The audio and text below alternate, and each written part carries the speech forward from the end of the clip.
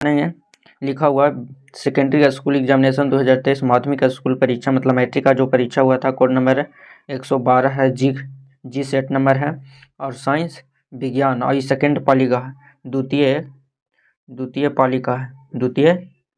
पाली का ये प्रश्न है जो साइंस को इस क्लास में एक से लेके 80 तक ऑब्जेक्टिव जितना भी प्रश्न है उस एक ही क्लास में हल करेंगे। और जितने भी स्टूडेंट इस वीडियो को देख रहे हैं तो और स्टूडेंट के पास इस वीडियो को जरूर शेयर कर दीजिएगा जिससे आप क्वेश्चन आंसर को मिला सकते हैं। तो चलिए क्लास को स्टार्ट करते हैं और वीडियो को शेयर कर दीजिएगा, लाइक कर दीजिएगा। चैनल पर पहली बार आए होंगे तो चैनल को जरूर सब्सक्राइब करिएगा। चलिए जो लिखा हुआ पहला प्रश्न अब देखिएगा, आपको स्क्रीन पर दिख रहा होगा। लिखा हुआ पहला प्रश्न, सघन माध्यम से विरल माध्यम में गमन करने वाली आपतन कोण I naught is equal to 0 और परिवर्तन कोण R के संबंध में होता है तो R से बड़ा I का कोण होता है, I से बड़ा R कोण होता है जब खची सघन माध्यम से विरल माध्यम जाएगा। अब विरल से सघन में जाता है तो E जो होता है, जो I होता है बड़ा, I से बड़ा R होता है तो E हो जाता है आंसर। तो ऑप्शन नंबर ए इसका सही हो गया। चलिए नेक्स्ट पेज पर आते हैं, नेक्स्ट प्रश्न पर। चलिए प्रश्न नंबर जो दूसरा है, जो प्रश्न दूसरा है कि निर्देशांक चिन्ह पर पट्टी में सभी दूरी को मापी जाती है। जो सभी दूरी मापी जाती है वो ध्रुव से मापी जाती है। कैसे मापी जाती है? चिन्ह पर पट्टी जो बनता है वैसे बनता है, जो मूल बिंदु होता है जिसको बोलते हैं ध्रुव। इधर से ऊपर जाता है तो प्लस में हो जाता है, नीचे का आता है तो माइनस में हो जाता है, दाएं में जाता है तो प्लस में हो जाता है और बाएं में आता है तो माइनस में हो जाता है। तो यहीं से सगरों बीच की दूरी ध्रुव से मापा जाता है।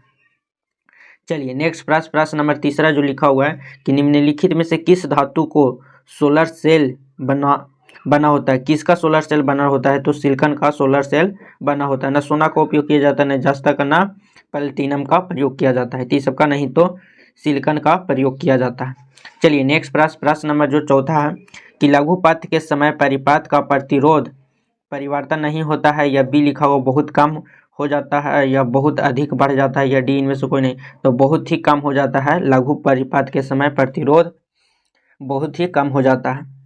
चलिए नेक्स्ट प्रश्न है जो प्रश्न नंबर है पांचवा प्रश्न नंबर बोल रहा है कि 100 वाट 220 वोल्ट के साथ एक बल्ब के आड़े में 100 वोल्ट के विभवांतर आरोपित करने पर प्रभावित धारा I, विद्युत धारा मतलब I पूछा है, एम्पियर को पूछा है। तो 100 वाट है और 220 वोल्ट है तो इसका प्रतिरोध निकालेंगे R बराबर, तो R पहले प्रतिरोध निकालेंगे तो R बराबर होता है कि वोल्ट स्क्वायर बटा पावर। तो पावर जितना होता है तो पावर उतना लिखेंगे और वोल्ट का हो जाएगा 422 का स्क्वायर करेंगे, 220 का स्क्वायर बटा पावर कितना है 100 हो जाएगा। अब यहाँ से इसको करेंगे तो 22 का स्क्वायर कितना हो जाता है तो 484 पर डबल जीरो बटा कितना हो जाएगा 100 से 100 खत्म तो कितना हो जाएगा 484 ओम प्रतिरोध हो जाएगा। अब निकालना है I, तो I बराबर फार्मूला होता है V बटा R बटा कच्ची होता है V, कहीं आई आर बराबर होता है ना, तो R बराबर का होता है V होता है। तो यहाँ से इसको करेंगे कि V बराबर आई आर होता है, V बराबर आई आर। तो V बराबर आई आर और हमको I निकालना है तो V बटा का हो जाएगा R और बराबर का हो जाएगा I। तो V बराबर कितना आया है, V दिया है 100 वोल्ट, ये वाला 100 वोल्ट। अब यहाँ आ जाएगा R प्रतिरोध कितना है तो 484, यहाँ से हो जाएगा 25 चौका 100 और 4 से काटेंगे तो एक बार 4 दूना 8 121। तो 25 बटा कितना आ जाएगा 25 बटा 121 एम्पियर का धारा प्रवाहित होगा। तो option number A is the right होगा। चलिए नेक्स्ट प्रश्न पर आते हैं, प्रश्न नंबर 6 है कि विद्युत बल्ब के फिलामेंट का द्रव्य हो जाता है। तो द्रव्य जो हो जाता है तो द्रव्य कौन हो जाता है तो वो टंगस्टन का उपयोग किया जाता है। फिलामेंट का जो द्रव्य होता है वो टंगस्टन का उपयोग किया जाता है। चलिए सातवां जो प्रश्न है 6 हो गया। सातवां जो है कि प्रकाश का न्यूनतम तरंगदैर्घ्य कितना होता है। जो प्रकाश का सबसे न्यूनतम तरंगदैर्घ्य होता है उस 380 mm होता है। चलिए नेक्स्ट प्रश्न नंबर 8वां जो है कि विद्युत प्रतिरोध के कारण चालक में उत्पन्न होता है पर्यास्था या चुंबक तत्व या ऊष्मीय प्रभाव। तो 8 का हो जाएगा चुंबक तत्व उत्पन्न होता है। चलिए 9वां प्रश्न नंबर 9 है कि निम्न में से कौन सा परागकण कोष पाया जाता है। तो परागकण में पाया जाता है, कच्ची में पाया जाता है, परागकण में पाया जाता है। चलिए 10वां जो प्रश्न है कि निम्न में से कौन सा पादप हार्मोन नहीं है, मतलब पादप हार्मोन तो पादप हार्मोन कौन सा नहीं है? तो ऑक्सीटोसिन नहीं है। कौन सा है? ऑक्सीटोसिन नहीं है, नहीं तो बाकी में सभी पादप हार्मोन है। ये भी पादप हार्मोन है, ये भी हार्मोन है। तो ऑप्शन नंबर कौन सा हो जाएगा? बी इज द राइट हो जाएगा। चलिए नेक्स्ट प्रश्न पर आते हैं। प्रश्न नंबर 11 बोल रहा है अलैंगिक जनन की विधि है। अलैंगिक जनन का विधि है तो बीजाणुजनक भी होता है, मुकुलन भी होता है और विखंडन भी होता है। अलैंगिक में इस सभी तीनों प्रकार के होते हैं, तो ऑल सभी हो जाएगा। चलिए नेक्स्ट प्रश्न, मेंडल ने अपने प्रयोग के लिए किस पौधे का प्रयोग किया था? तो मटर के पौधे का प्रयोग किया गया था। अब बुक में भी देखिएगा तो इसको बना के बताया गया है। चलिए नेक्स्ट प्रश्न आते हैं। प्रश्न नंबर 13, जो प्रश्न नंबर 13 कि निम्न में से किनको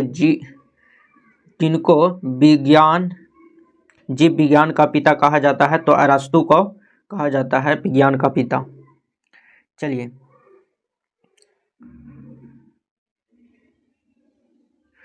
चलिए प्रश्न नंबर क्या है? 14। प्रश्न नंबर 14 है मानव युग में लिंग गुणसूत्रों की संख्या कितनी होती है? तो लिंग जो गुणसूत्रों की जो संख्या होता है वो 2 होता है। कितने लिंग होते हैं? तो 2 होते हैं।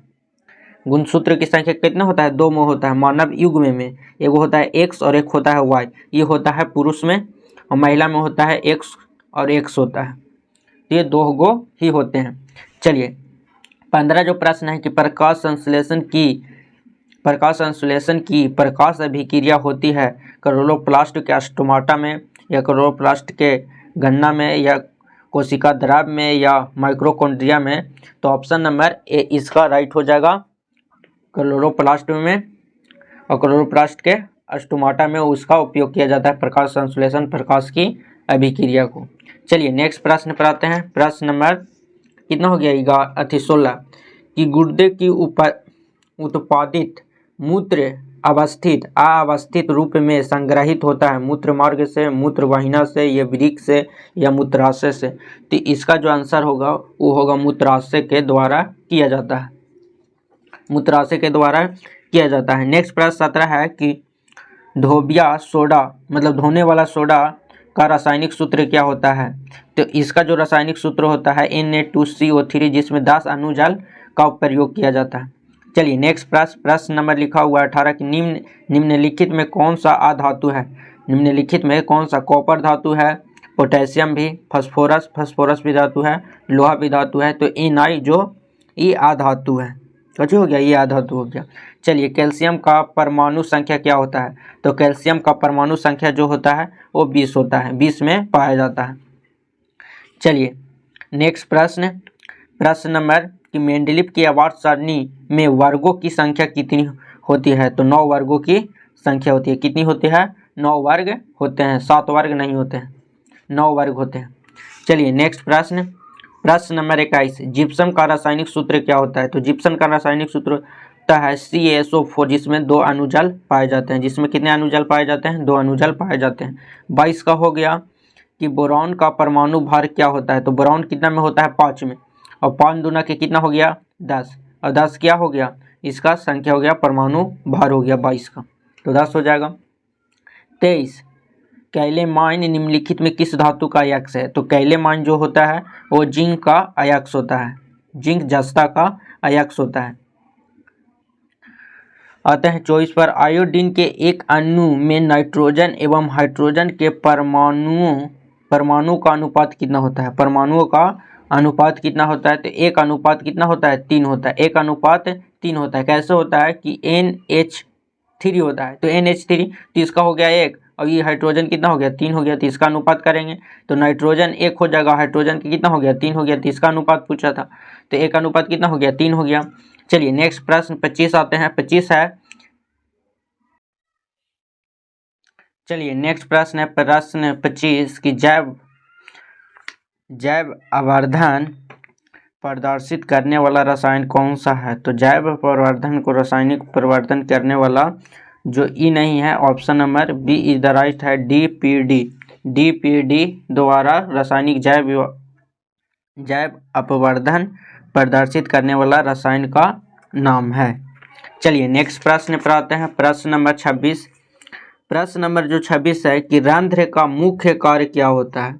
जो रंध्र का जो मुख्य कार्य होता है रंध्र का जो मुख्य कार्य होता है प्रकाश संश्लेषण या गैस का विनिमय या वाष्प उत्सर्जन करना, भोजन का परिवहन करना या पोषण करना। तो रंध्र का जो काम होता है प्रकाश का संश्लेषण करना, मतलब प्रकाश का एब्जॉर्ब करता है।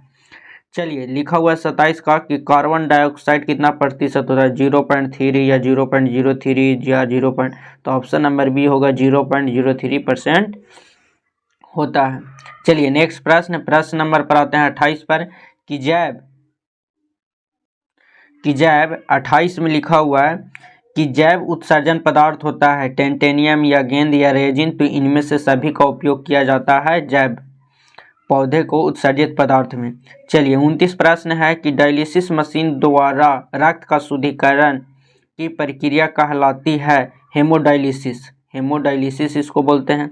चलिए नेक्स्ट प्रश्न नंबर 30 के निम्नलिखित में कौन सा गुरुत्वाकर्षण का उदाहरण है, फूल की वृद्धि होना, जड़ की वृद्धि होना या फूल में वृद्धि होना या इनमें से कोई नहीं। तो जड़ की वृद्धि होना, जड़ के गुरुत्वाकर्षण के कारण ही पेड़ के जड़ जो होते हैं जमीन में धंस जाते हैं, गड़ जाते हैं।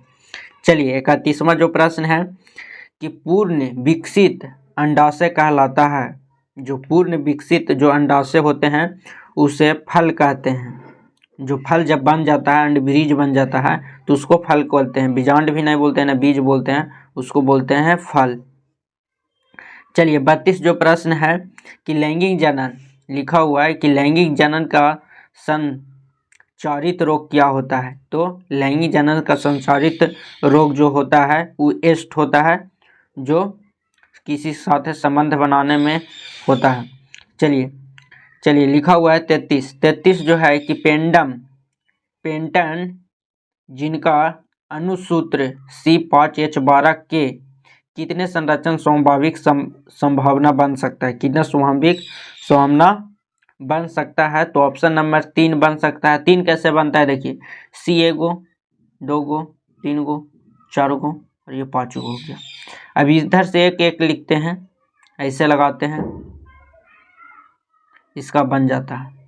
तो यहाँ पे जो ये अष्टक पूरा करता है तो यहाँ से 1 गो बना, यहाँ से 2 गो बना, यहाँ से 3 गो बना और ये 4 गो। तो संरचना का स्वाभाविक जो इसका संबंध होता है, जो पेंटन का काम होता है अनुसूत्र का, वो 3 गो बनता है। कितना बनता है, 3 गो, नहीं तो 1 2 3 4 5 संरचना स्वाभाविक संभव, तो सॉरी 5 गो बनता है। 1 2 3 4 5 गो बनेगा, भी नहीं होगा। चलिए सी नहीं होगा। 34 है कि कार्बन आवर्त सारणी के किस वर्ग का सदस्य है। तो वर्ग नंबर 14 के सदस्य है। कार्बन आवर्त सारणी किस वर्ग का सदस्य है। तो 14 वर्ग के का है सदस्य। चलिए नेक्स्ट प्रश्न, घेंगा रोग का पतन होता है, घेंगा रोग का पतन जो होता है वो आयोडीन की कमी से होता है। Option number C. रंध्र मुख्यतः पाए जाते हैं पत्तियों में पाए जाते हैं, कच्ची में पाए जाते हैं, पत्तियों में पाए जाते हैं। रक्तचाप को मापने का उपकरण को क्या कहते हैं, रक्तचाप को मापने के उपकरण को क्या कहते हैं। तो सिप्फोमैनोमीटर बोलते हैं, सिप्फोमैनोमीटर को उपयोग किया जाता है। 38 कि प्राक कोष का उपयोग किया जाता है। तो प्राक्कन में उपयोग किया जाता है। 39 लासिका का रंग क्या होता है। लासिका का हल्का पीला रंग होता है। चलिए नेक्स्ट प्रश्न। वीडियो अच्छा लग रहा है तो लाइक करिएगा, शेयर करिएगा और स्टूडेंट के पास जरूर भेजिएगा वीडियो को। चलिए लिखा हुआ है 40 जो लिखा हुआ है कि निम्न में से कौन सा एक जैविक अनवीकरणीय पदार्थ है। अनवीकरणीय पदार्थ है, कच्ची पूछ रहा है अनवीकरणीय, जिसको नवीकरणीय पदार्थ बोलते हैं, जो जैव के द्वारा प्राप्त किया जाता है। और ये पूछा है अनवीकरणीय पदार्थ है। तो अनवीकरणीय पदार्थ क्या है, लकड़ी तो प्रकृति के द्वारा होता है, डीपीटी तो बनाया जाता है, वाहिक मल जो किसी का मल होता है। तो इसका आंसर होगा ऑप्शन नंबर 1 कागज अनवीकरणीय पदार्थ है। चलिए 41 है कि विद्युत सेल का विद्युत वाहक बल होता है, सेल के द्वारा इकाई में आवेश पर लगाया गया बल होता है या विभवांतर होता है। सेल द्वारा इकाई आवेश पर किया गया कार्य होता है या इनमें से कोई नहीं होता। तो सेल विद्युत वाहक बल होता है कि जब उस पर लगाया गया बल होता है जो कार्य करता है, और कार्य नहीं, विद्युत सेल में इसका क्या होता है, अवयस का कार्य करता है। सेल क्या करता है? अवयस का कार्य करता है। तो ऑप्शन नंबर सी हो जाएगा। चलिए 42 है कि पारिस्थितिक तंत्र में ऊर्जा का प्रभाव होता है। पारिस्थितिक तंत्र में ऊर्जा का प्रभाव होता है तो एक देशीय होता है। Option number A. चलिए अवयस का एसआई मात्रक क्या होता है? तो अवयस का ऐसा मात्रक कूलाम होता है। ये होता है प्रतिरोध का, एम्पियर होता है, धारा का, वोल्ट होता है, विभवांतर का। चलिए नेक्स्ट प्रश्न 44। दूर दृष्टि दोष वाले नेत्र साफ साफ दिखाई देते हैं। दूर के वस्तु को, निकट के वस्तु को नहीं देख पाते हैं। निम्न में से कौन सा ऊर्जा स्रोत सौर ऊर्जा के व्युत्पन्न नहीं है? व्युत्पन्न नहीं हो तो जैव मात्रा व्युत्पन्न नहीं है। जैव मात्रा व्युत्पन्न में नहीं है। 45 के ऑप्शन नंबर सी होगा। बुद्ध पानी ऊर्जा, ये भी नहीं होगा। पवन ऊर्जा भी नहीं होगा। नाभिकीय ऊर्जा भी नहीं होगा। चलिए तो ऑप्शन नंबर सी हो जाएगा। 46। विद्युत धारा के चुंबक प्रभाव का खोज किसने किया था? विद्युत धारा के चुंबकीय प्रभाव का खोज किसने किया था? तो ऑस्टेंडर्ट ने किया था। ऑस्टेंडर्ट ने किया था। चलिए 47 के चीन के निर्देशांक परिपट्टी में धनात्मक फोकस दूरी होता है। धनात्मक दूरी होता है तो यह होता है उत्तल लेंस में। क्या होता है? उत्तल लेंस में, और उत्तल दर्पण में भी इसका उपयोग किया जाता है। तो ए और बी दोनों होगा आंसर, ये नहीं होगा। चलिए निम्नलिखित में से किसके कारण सामान्य नमक का जलीय घोल विद्युत का सुचालक होता है? केवल ऋणात्मक आवेश के गति के कारण, धनात्मक एवं ऋणात्मक दोनों के विपरीत दिशा में गति के कारण, या केवल धनात्मक में गति के कारण, या इनमें से कोई नहीं? इनमें से कोई नहीं। तो धनात्मक एवं ऋणात्मक के विपरीत दिशा में गति करता है। कच्ची में करता है, विपरीत दिशा में करता है। बी हो गया आंसर। चलिए 49 के ऑक्सीजन का परिवहन के लिए जिम्मेदार रक्त का गठन होता है। तो ऑक्सीजन के लिए इसका भी उपयोग किया जाता है, इसका भी रहता है, इसका भी रहता है। तीन में से सभी का उपयोग किया जाता है ऑक्सीजन के परिवहन में। तो ऑक्सीजन को जो परिवहन करता है तो ये सब तीनों ही कार्य करता है। क्योंकि रक्त में, मनुष्य के शरीर में 3 प्रकार के रक्त पाए जाते हैं, आरबीसी, डब्ल्यूबीसी और रक्त विवाणु। जिसका इसको नहीं कम होता है, जिसको ये रक्त में नहीं होता है तो उसका रक्त नहीं रुकता है। ये 50 जो प्रश्न है, प्रश्न नंबर जो 50 है, इसकी हिस्सा होता है आहार नाल का, तंत्रिका तंत्र का, या वाहिकीय तंत्र का, या प्रजनन तंत्र का। तो 50 का डी हो जाएगा प्रजनन तंत्र का। कृमि रूप प्रकाश की ओर से प्ररोह की गति होती है। तो प्रकाश निपुण में। Option number D. लिखा हुआ 52 किसके बचाने के लिए आयोडीन युक्त नमक का प्रयोग सलाह में दिया जाता है? घेंघा।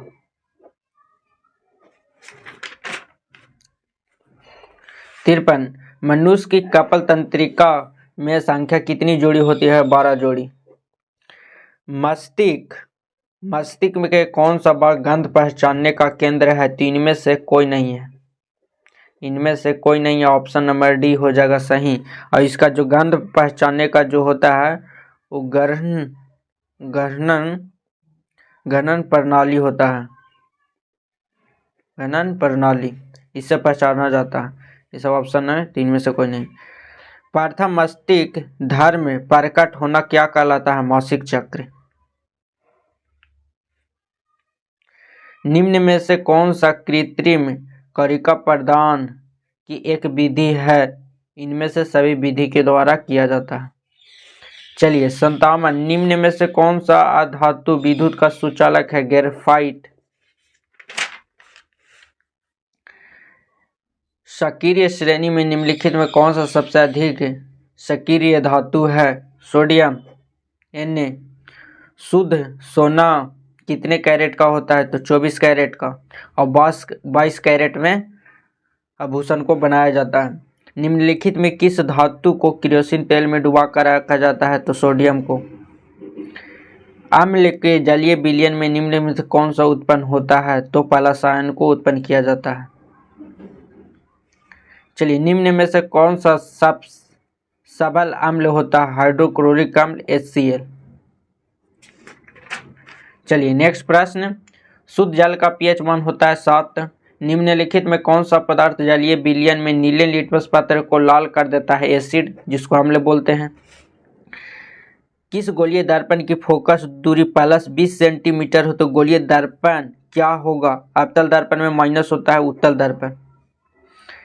समतल दर्पण द्वारा बने प्रतिबिंब काल्पनिक होते हैं। Option number B.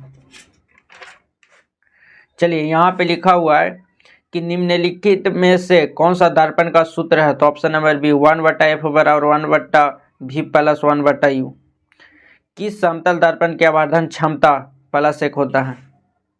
निम्न में से किस दर्पण द्वारा किसी वस्तु का आभासी प्रतिबिंब हो सकता है? आभासी प्रतिबिंब हो सकता है तो आभासी प्रतिबिंब होता है किसके द्वारा? तो अवतल दर्पण के द्वारा होता है, अवतल दर्पण से। 70 है कि आकाश का नीला रंग होना किस परिघटना का परिणाम है? प्रकीर्णन के कारण। विरल माध्यम से सघन माध्यम में जाती हुई किरण मुड़ जाती है, अभिलंब की ओर हो जाती है, अभिलंब से दूर हो जाती है, या अभिलंब के साथ संपादित, या इनमें से कोई नहीं। अभिलंब से क्या हो जाती है? दूर हो जाती है। चलिए नेक्स्ट प्रश्न 72। निम्नलिखित में से किस लेंस की फोकस दूरी धनात्मक होती है? तो उत्तल लेंस की। किस pH मान वाले विलयन सबसे अधिक क्षारीय होता है? तो pH मान जिसका 11 होता है।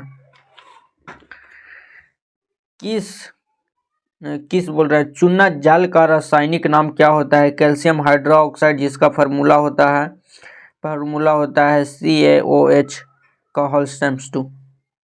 निम्न में से कौन सा सोडा S का सूत्र है? तो sodium hydro, option number D हो जाएगा NaHCO3, नाइट्रोजन, हाइड्रोजन और कैल्शियम ऑक्साइड। निम्नलिखित में से कौन सा गोबर लवण का सूत्र होता है? तो Na2OH के होल टाइम्स, जिसमें 5 अणुजल होते हैं, जिसमें 10 अणुजल होते हैं। ऑप्शन नंबर कौन सा हो जाएगा? ए हो जाएगा। चलिए नेक्स्ट प्रश्न नंबर, निम्नलिखित में से संश्लेषण सूचक होता है? हल्दी। निम्न में से कौन सा पदार्थ बिना ज्वाला को जलता है? कोयला। इसमें से ज्वाला नहीं, मतलब ऐसे नहीं उत्पन्न किया जा सकता है। जिसे लकड़ी को जलाते हैं तो आग उत्पन्न होता है, ऊपर की ओर आग उत्पन्न होता है। मोमबत्ती को भी जलाते हैं, मीथेन गैस को भी जलाते हैं तो ऊपर आग की। कोयला ही ऐसा एक चीज है कि जिसमें लौ उत्पन्न नहीं होता। चलिए, उपचयन निम्नलिखित में क्या होता है? उपचयन ऑक्सीजन का योग करता है, या हाइड्रोजन का वियोग करता है, या नाइट्रोजन को त्याग करता है? तो ये सभी करता है। आज क्लास का लास्ट प्रश्न, जल के वैद्युत अपघटन में कैथोड पर कौन सा गैस मुक्त होता है? तो हाइड्रोजन गैस मुक्त होता है। 80 के बी। तो इस क्लास में टोटल 80 ऑब्जेक्टिव को हल कर चुके हैं। जो भी स्टूडेंट इस वीडियो को देख रहे हैं तो वीडियो को लाइक करिएगा, शेयर करिएगा, और चैनल पर पहली बार आए तो चैनल को जरूर सब्सक्राइब करिएगा, जिससे हमको मोटिवेशन मिल सके। मिलेंगे नेक्स्ट वीडियो में। जय हिंद।